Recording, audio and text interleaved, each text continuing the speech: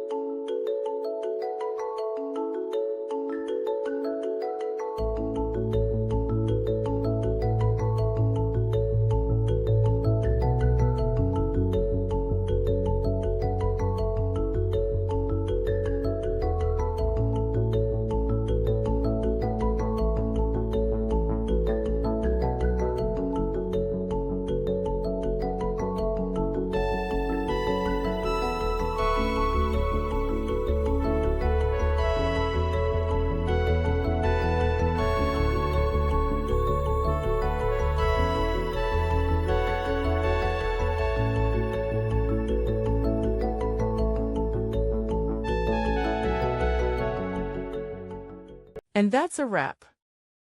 I hope you found the answer you were looking for. If you did, take a second to hit that subscribe button. It really helps out. And let me know in the comments which solution worked best for you. See you next time in the debug zone.